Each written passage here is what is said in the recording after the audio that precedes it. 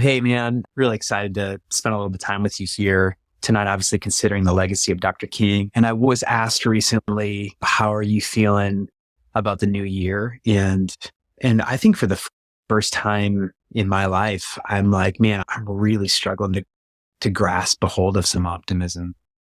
Like I think making a conversation like tonight feels super relevant to me because I think about the era in which Dr. King lived and loved and led, and the resilience that he had to have when hope was probably dying all around him.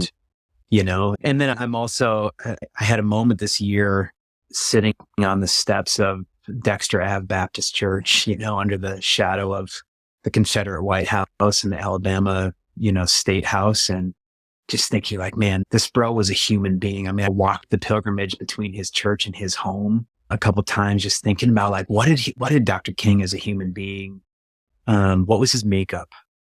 What did his formation look like? Because this was as spiritual and formational as it was structural for him, Yeah. So I'm excited to explore some of that stuff with you. And then of course I'm on social media on a day like today.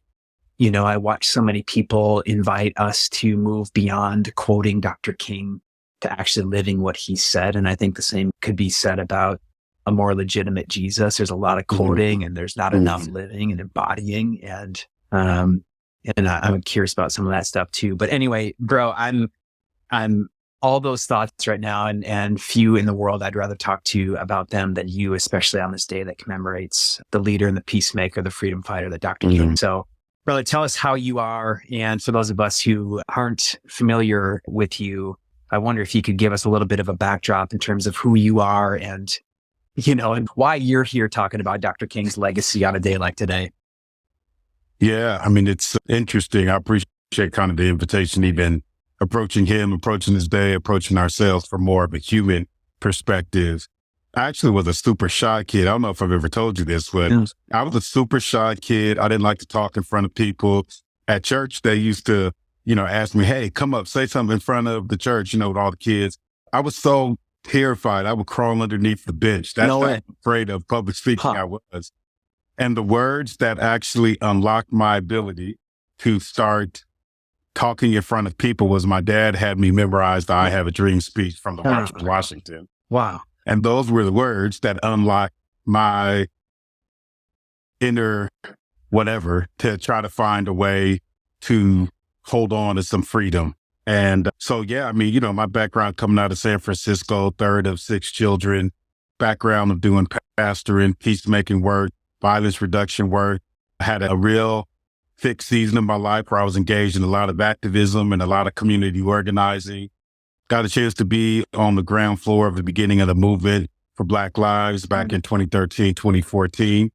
And I think, I'm still struggling sometimes to find language to describe where I am now in the story. And I don't see it as a bad thing. I just think that I've arrived at a place in the story where some of the quick labels don't fit as comfortably. I still care as much as I ever have about justice, about how do we really do the work of creating a world that's big enough for everybody. And yet I'm wrestling with how do we really talk about that? By saying, hey, I'm an activist, that I'm like, yeah, I get active. I'm an organizer. Nah, I don't organize. I'm a motivator. Hopefully I motivate. But I think I'm wrestling, as you talked about, I just want to figure out what does it mean for me to be faithful. And I want to try to do what I'm supposed to do to leave this world a little better than what I found it. And I think at the heart, that's what Martin, or ML as his homies called him, I think that's what he was trying to do. And, on days like today, I just keep reflecting on something Dr. Cornel West said, which he said in America, we need to resist the Santa Clausification of Martin Luther King Jr. Come on. Where we kind of turned him into a demigod who was not touched by humanity, who wasn't afraid, who had all the right answers. And I just don't know that was the case. I actually think that ML, as his friends called him, was probably a lot more like us. And I think that can give us some inspiration to think about how we respond in the moments that have found us. They're very different and at times very similar to the world he was in. But I think we've got to think about what does it mean for us to be faithful outside of titles, outside of virtue signaling, outside of performative behavior? How can we be faithful in trying to leave this world better than we found? I love that. I mean, like I'm struck by, I think I'm struck by the notion that in this moment in time, I feel the need to be liberated from this notion, like the Santa Clausification, or this, like, if it's not sensational, we're not doing it. Cause like all I've got the capacity for right now, honestly, in my world, especially since October 7th and the atrocities in the Middle East, is like, I've got the capacity to do what is the next right thing. That's it. So one of the questions I actually want to wonder with you about is like, how do you think Dr. King would function in a world that it seems to be more prone, and even in the justice world, more prone to like platform building and image management than doing the next right thing as well as possible? You know what I'm saying? Like I do, because I do think that he, like, peace be upon him, his memory is still being like disseminated in a social media kind of clickbait, quotable kind of way. And it's like, how do you think he would have functioned in a world where like you could do this kind of stuff? You know? Yeah. And I think Dr. King in our moment would probably be a lot more like he was the last year and a half of his life. There's a great book called, it's over there on my bookshelf. I think it's by Tavis Smiley. And it unpacks the last year of Dr. King's life. A lot of heartbreak. He was contending for nonviolence, contending for love at a time when a very righteous Black power movement was arising. I found this old video before where it's like grainy and he's out in the field somewhere and it's dark and he's giving this kind of impromptu speech. And what he's saying is, I'm tired of hatred.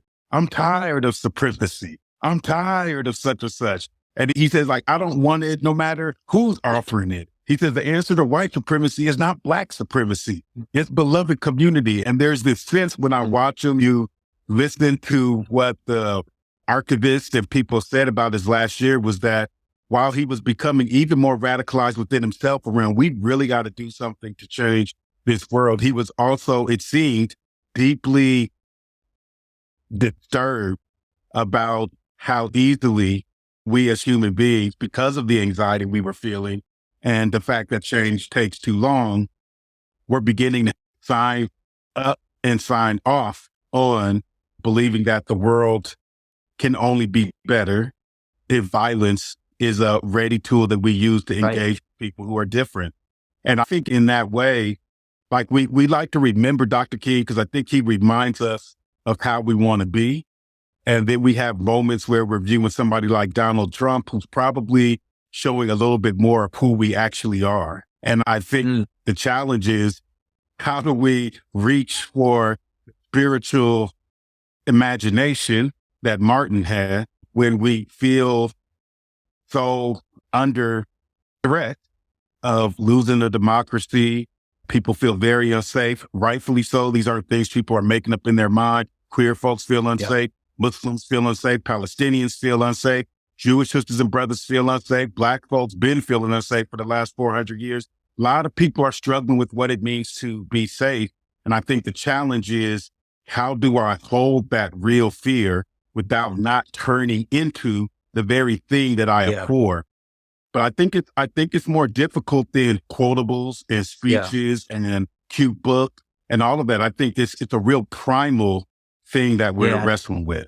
Yeah. This is what I want to get to with you. Like, I want to talk spiritual, because there's such a component of that to his life, to your life, to our lives. I want to talk interpersonal, this concept of beloved community and belonging, which is such at the epicenter of your book, Troubling the Waters, which I want you to speak into here. Cause I actually feel like the structural, which is the third part, like social transformation, I think was in his purview.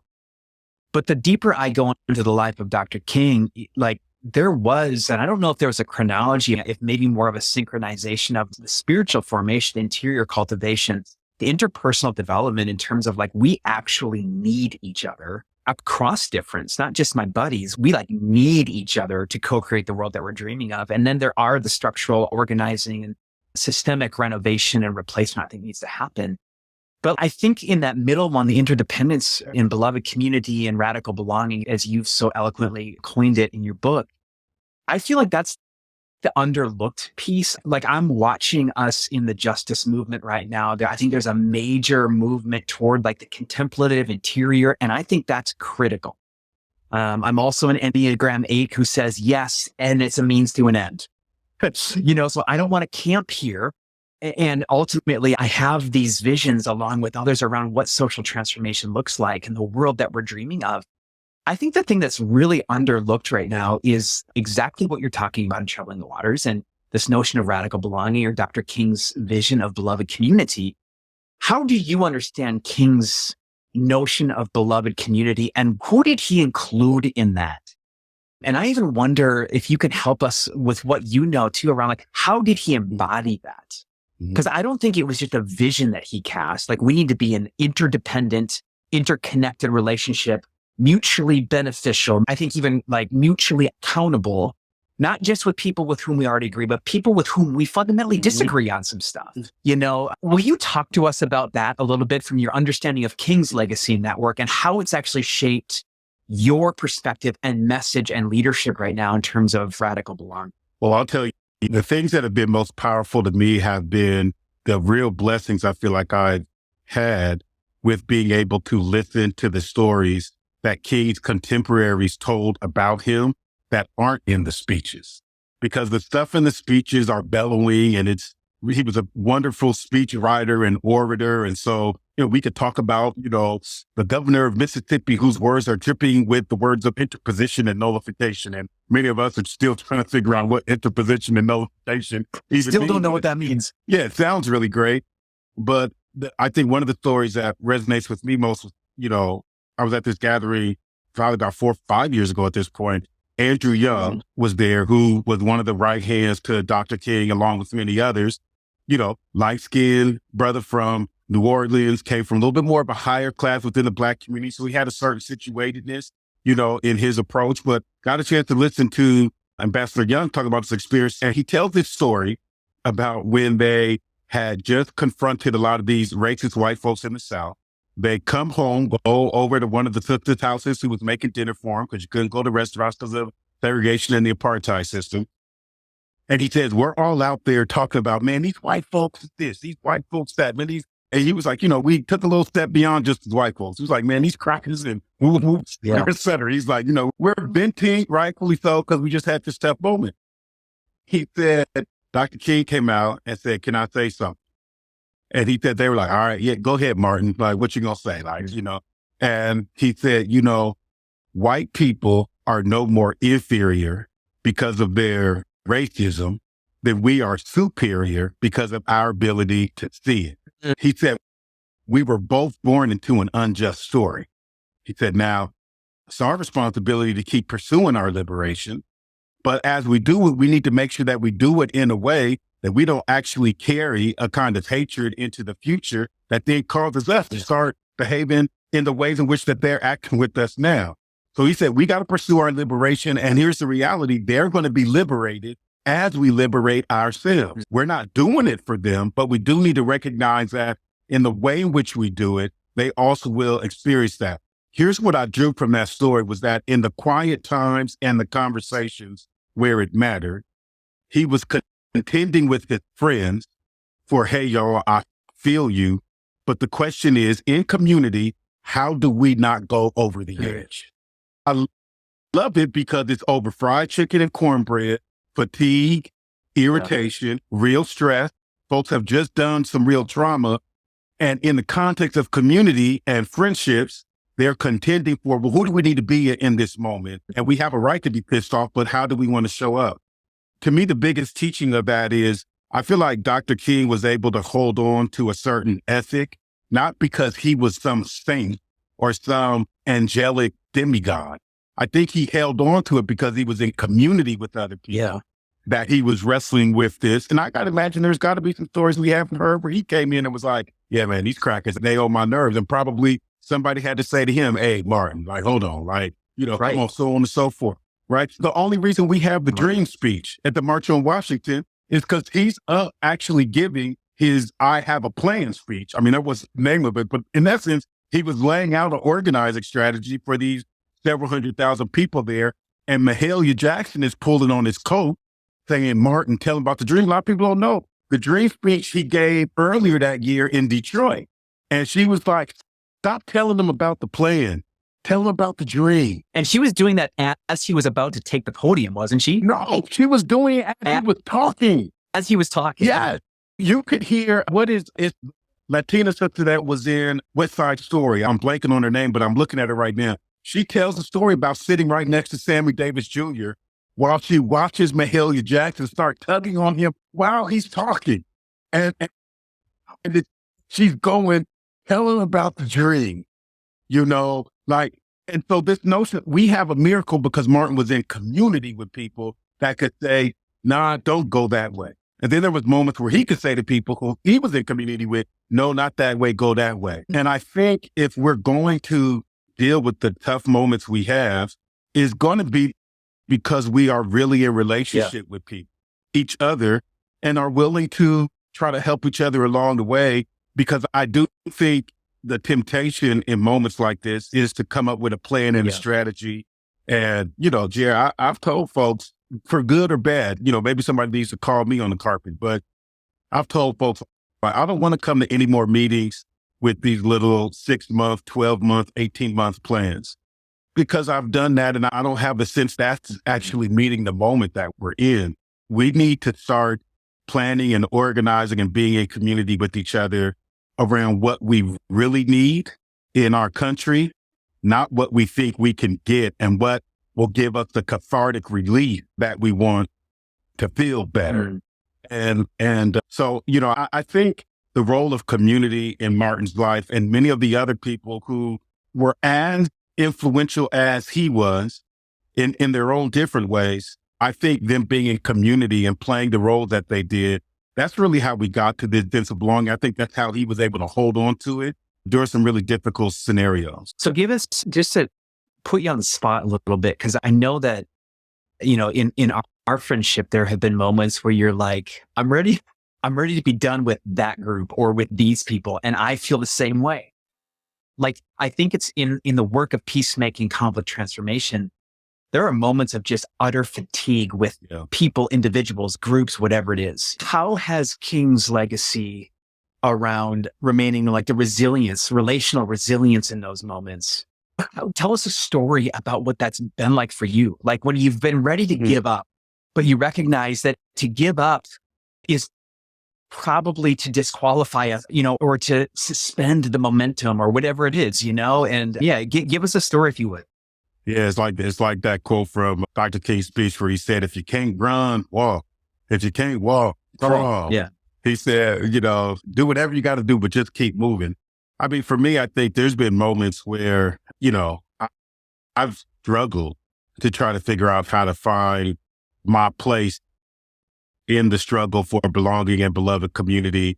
I've sat in rooms, like I remember 10 years ago sitting in rooms where it was actively being discussed on the table whether we should engage with killing police officers as a way to manage and build enough power to try to bring about peace. I remember sitting in those rooms and being like texting, different people who are sitting across the table like, yo, like we are actually, off the range right now. We need to rail this in.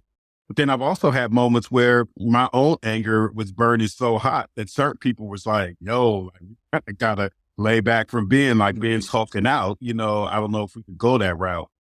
I've had moments where there've been, I remember having moments where, there's some organizational transitions and different things that I needed to do as a part of the movement work and experiencing what it meant to be called out. And from my vantage point, being attacked by folks who are criticizing your leadership, questioning your character. What I found is that, and what's anchored me is trying to keep more focused around what it is that we're really trying to do and trying to be sober with the fact that the world that we need to change will not change in our lifetime.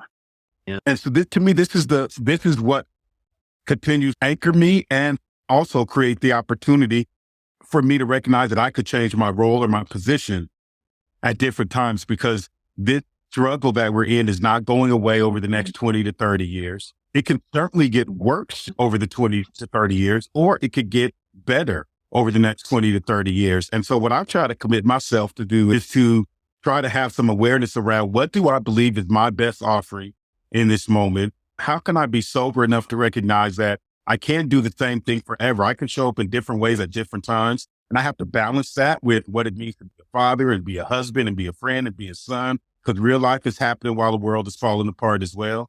And I've just had to hold on to that piece where sometimes being in the movement actually meant stopping and taking a break. Like that was actually what I needed to do as a resilience strategy in order to stay involved. Right. Ben, can you say more on that piece? Because I still think that too many of us are like, we got to just keep grinding. And I wonder if the grind is connected to a sense of urgency that like the world is literally going to change in my lifetime. Yeah.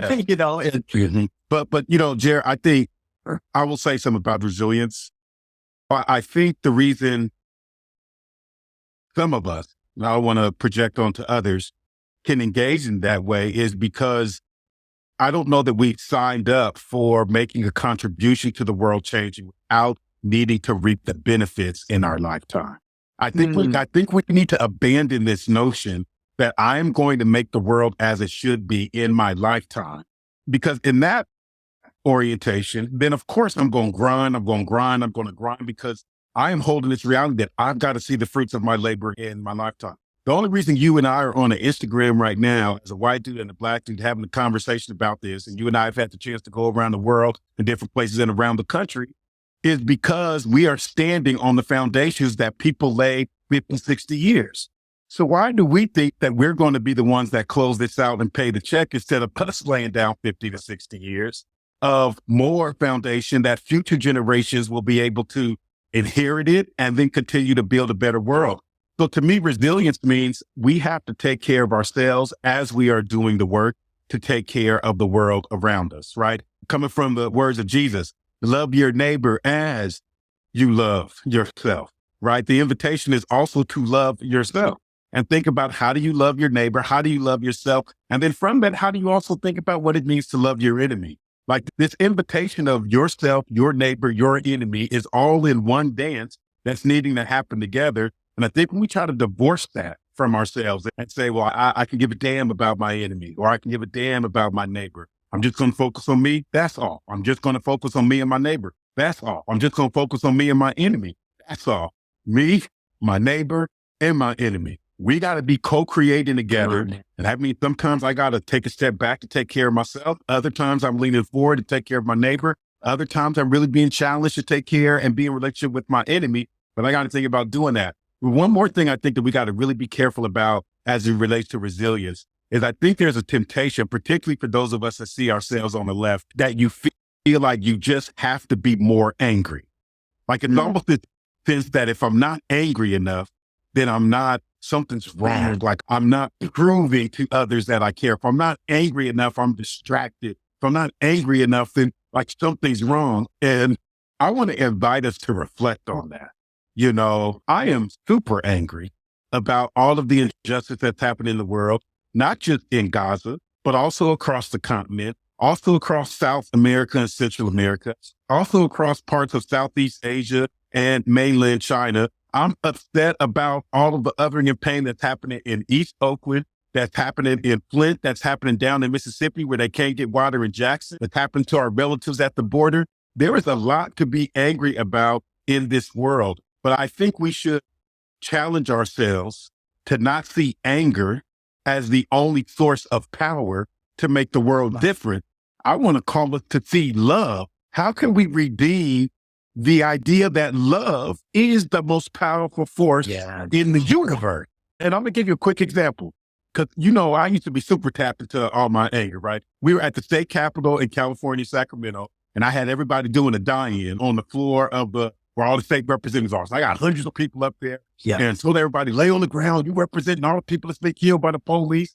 And so I'm revving everybody up and I'm pissed off, right? So I'm revving them all up. And I said, I want you to call out the names of all the people that you've lost to police violence. And people are crying. Like, as I think about it, I feel like I was traumatized again. Like, people are, now part of it was necessary lament. It was remembrance. It was necessary. And they were calling out, who they had lost and their pain. And then another pastor, Damien, who was brand new to the space. He hadn't been around. And I thank him for this moment. I'm going to have to text him because I don't think he remembers this moment, but I remember it. And he said, Ben, I appreciate you inviting us to tap into those, why we're here with the pain we have. He said, but I haven't lost anybody to police violence. He said, but I'm thinking about my sons and I don't want to lose them to police violence because I love them. So I want to invite everybody to think about who you love and how does that love invite you to show up? How does that love become the fuel for us? It's a different way to come to the story, to ask ourselves, not what am I mad about, but actually who do I love? What do I want this world to look like?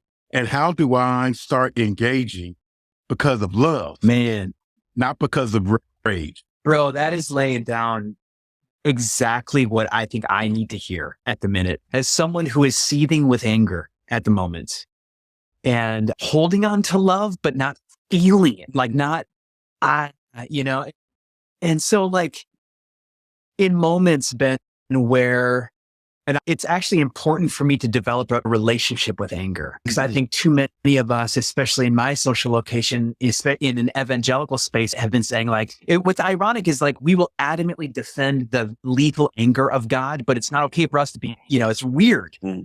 So there's a cultivating a relationship with anger, but there is this, like if my peacemaking work is fueled by anger, I think it's slanted juice. I don't think it's sustainable. I wonder if the bridging into that relationship, if it's fueled by anger, am I trying to conquer rather than serve, to understand, to love deeply? And so I'm curious, when you have found yourself in moments where like the heat of anger is more the juice than the salve of love, what do you do in those moments to make sure that the impulse is love? On my better days, I would say I am trying to reroute my anger to be about the problem and about behavior, not about people. Come on. Okay. So what I want to figure out is, okay, I am pissed off, going back to a story that was super traumatic for many people in the Bay Area where I live. In 2016, when the Oakland police, who I had been bridging with, it came out that they had been actively raping a young Latina teenager, a child, right? And I'm sitting at the table with these cats. My temptation was to become angry at the people to the point, and to me, anger with people, I think is all right, but to the point where I began to, in my mind, say that they're just irredeemable. These people are outside the reach of change, of transformation. And Glenn Stosson's work, because I heard more of it from you and others, over the last decade or so. We start moving down what he talks about, that chain of dehumanization, right? And now I'm like, this person is not irredeemable. Not only do I not need to listen to them, I should take away their rights. Not only do I need to take away their rights, maybe I remove them from community. Maybe I even kill them. That's necessary. But if I can focus my anger on the problem, on behavior, on systems, but then remain soft on people when I say that, doesn't mean letting people off the hook. Right. But it means that I leave room in my heart to recognize that every human being is redeemable. As I hope to believe that I am. Yes. Right? It's keeping in mind that all of us who think that we woke and got some woke juice and you got all the right answers and you don't want to tell everybody something, can we all be humble enough to recognize that probably 10 years ago you weren't where you are today? 100%. And 15 years ago you weren't where you are today. And 25 years ago you probably was saying and doing some stupid stuff and making the world less safe. So I think a part of it is how do we learn how to operate your language? Let's get a relationship with our anger, but let's not allow the anger to consume us so much to the point that it actually kills the love that needs to fuel our willingness to see human beings as redeemed. That's super insightful because that I think that is the difference between anger and love in terms of the juice of this restorative work. Is anger actually seduces us into the dehumanizing work. Like, I'm angry at you, and then I start to make up stories in my head about who you are and why you are, Absolutely. and then I begin to fabricate more fables about where you belong and why the world is better without you, and whereas love says, and I think this is the essence of the contemplative work, the spiritual work is like, if I don't find a way to embrace my belovedness on a daily basis, I'm going to consume you in order to achieve my belovedness. That's going to be an act of violence, right? But if I, in my waking moments, do whatever I need to do to embrace the reality that I am beloved by God, and if I am, so are you, so is my other, so is my irritant, and so is my enemy, then that actually means that the behavior sucks, but like, you are a divine image of God. Yes. And that is tough. To me, that's why we all talk about this becoming work, because that's the work that we need to be doing within ourselves, while we also lean to do the work outside of ourselves to challenge this world to be better. But this notion that we get to just sit our internal work on the side, and I'm with you, I feel like evangelicalism has over-experienced the internal work, where it's just like, I'm just going to work on myself, I'm going to pray, and then God's going to go do something outside of me and this building and my practices. But again, I don't think that we need to swing the pendulum all the way to another end where I don't need to be reflective. I don't need to do my internal work, because when we stop seeing people as divine, as sacred, which I think is happening in our moment, it goes beyond just our personal ways that we show up. We start taking on a tribal way of thinking about as well. That leads into, John Meacham was talking about it, I saw on the news the other day, what he called, I love this word, reflexive partisanship, where at this point, like, partisanship is fine. Like, we all come from different places and we don't see the world in different ways. But we get to this point where not only do I think you're the enemy, but I think anybody who is like you is the enemy. And now I'm not even listening to any of you all. I'm willing to throw away thousands of people. Because I have gotten to a point where I have bought in that the only way for me to reduce the anxiety I feel about racism, injustice, genocide, marginalization is to kill other human beings. Right. And I think that if anybody is going to be, and even if that means dying on the vine, to contend for nonviolent transformation and redemption of this world, it's supposed to be the people that say they follow the Palestinian Jew that live inside of the Roman Empire. Or else, here's my thing, bro. We should just stop campaigning on his get down. Totally, man. Like, and this is the dovetail I want to make with you here in maybe some closing time, is like, there's our analysis is that we are a fuseless society right now. I don't know very many people who are asking questions about how do I bridge across difference. Most people that I'm interacting with right now are like, I don't even want to deal with difference.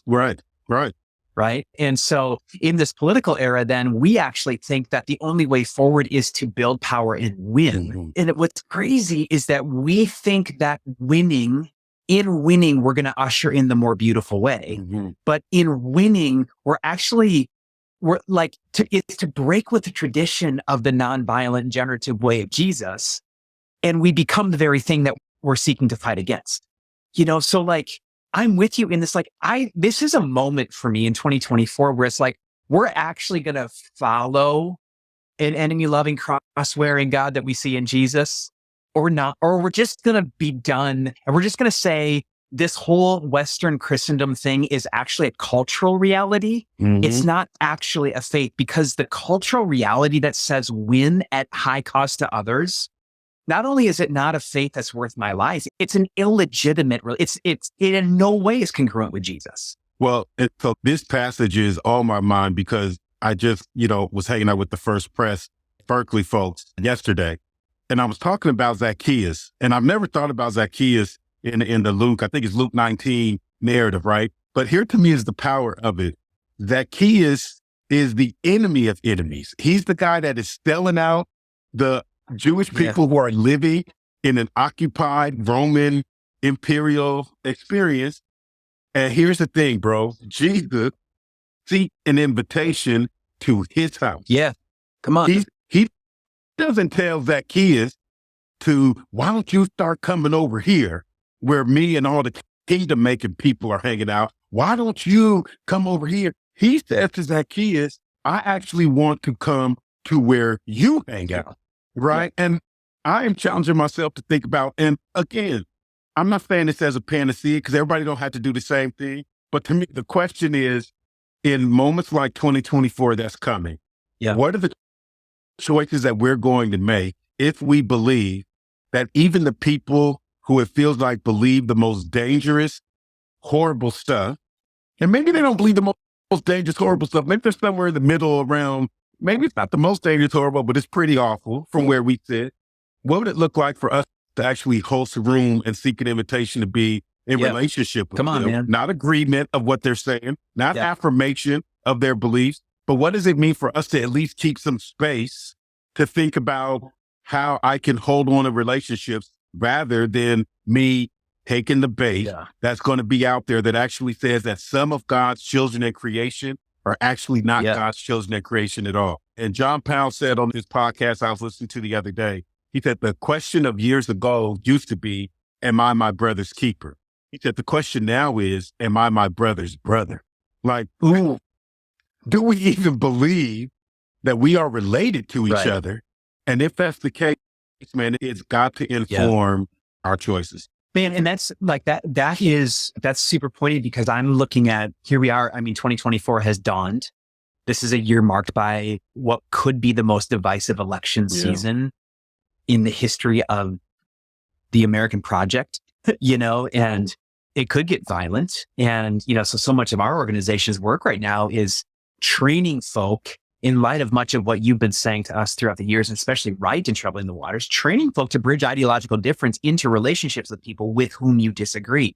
One of the challenges that we're finding is that people no longer believe that you can be in relationship with someone with whom you disagree. And so I think the scripture that you just bring up, Zacchaeus, there's not too many folk in the Jewish bloodline who Jesus probably more adamantly disagreed with in terms of his ethic, his theology and his ethic than the wee little man in a sycamore tree, And here Jesus is positioning himself, getting proximate to that and actually doing it in a way that cultivates a relationship that liberates Zacchaeus. For me, and I think this is a challenge for those of us who are listening now to the recording of this, it's too late to wait. November's too late right now. Yeah. In January. Yeah. What we need to be doing, in my view, is asking ourselves this question. This comes from my sister, Ashita Moore, who says that our enemy is anybody who lives beyond the reach of our empathy. Wow. Well, that's great. Bro. Our enemy is anybody who lives beyond the reach of our empathy.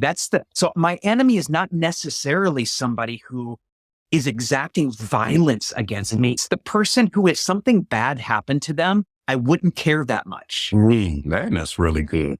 That's my enemy. Who is that? For us who are we have to be determining right now, who is that person or who is that people group? And we have to be actually building real-time strategy to get into real relationship with those folks. And 1000%, Jared. And I want to speak to this notion really quick and say, the reason we don't believe is possible is because we have not gotten proximate. So we don't have any experiences.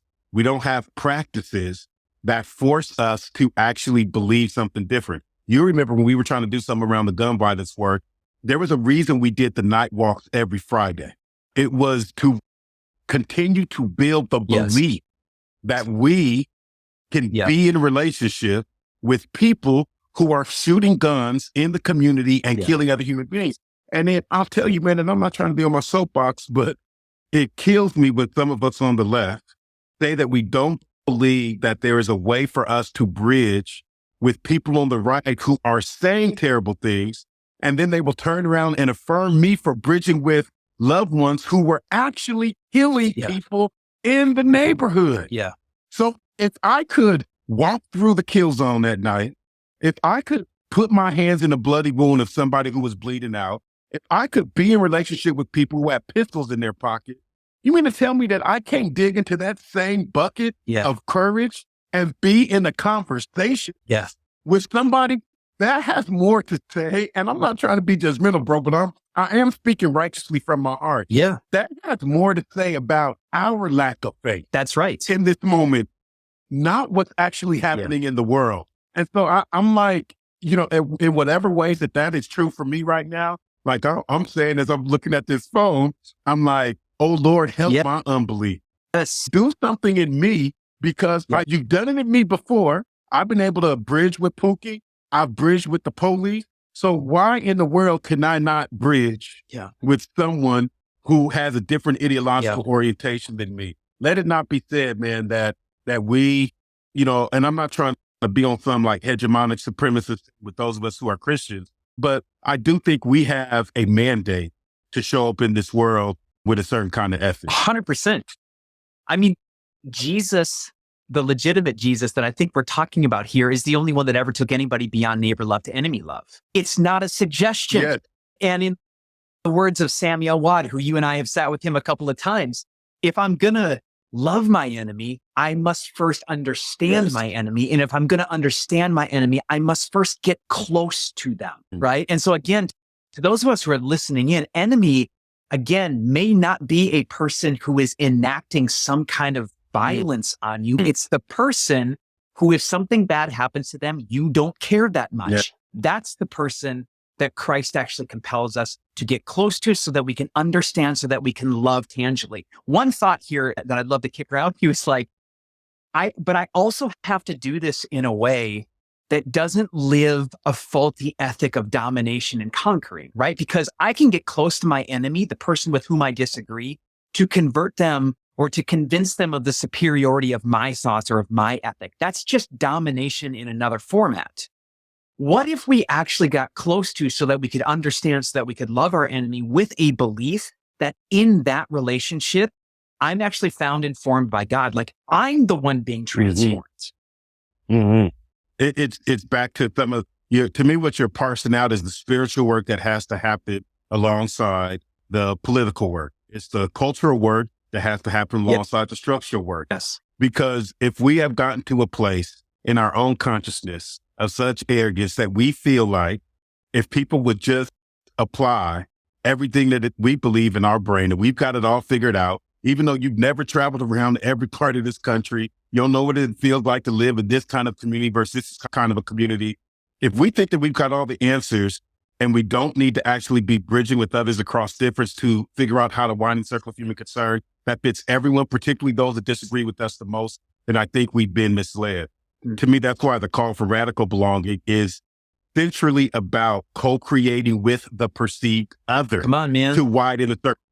And if it's not, that, it's not radical. No, you know what it is? It's just comfort. Like I think it was Jesus that said, like, what faith is it for you to love the people who love you?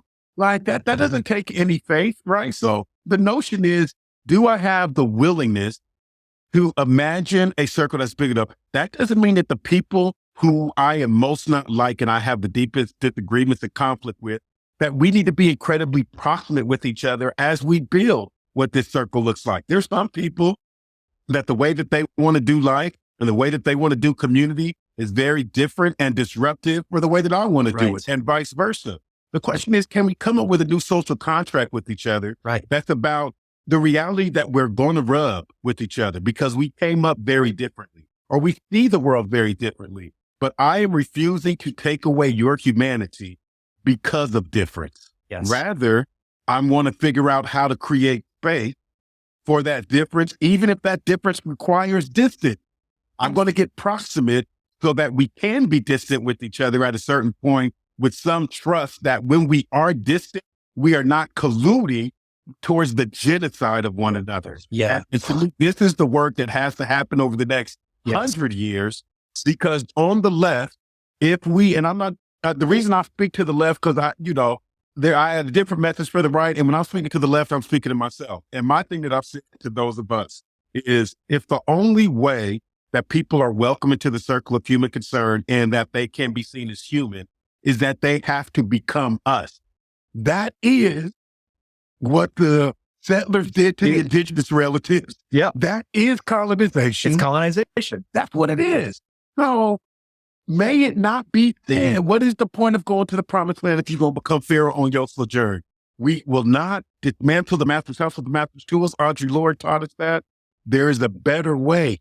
And I'm not confident with what it is. I don't have the game plan. But Jared, one of the things that I do know is that us being willing to challenge one another, be in community, and keep stretching across difference is what needs to happen. Last week I was saying, toss it back to you, is I would say this: we should be sober coming into this year.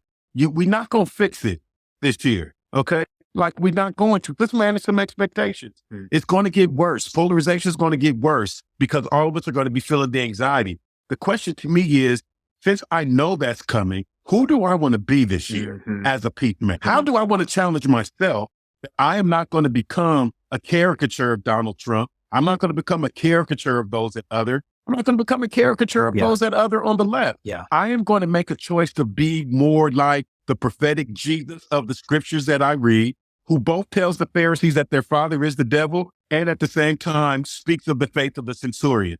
I'm going to make space for Nicodemus to come to me at night while at the same time showing up to challenge the Sanhedrin.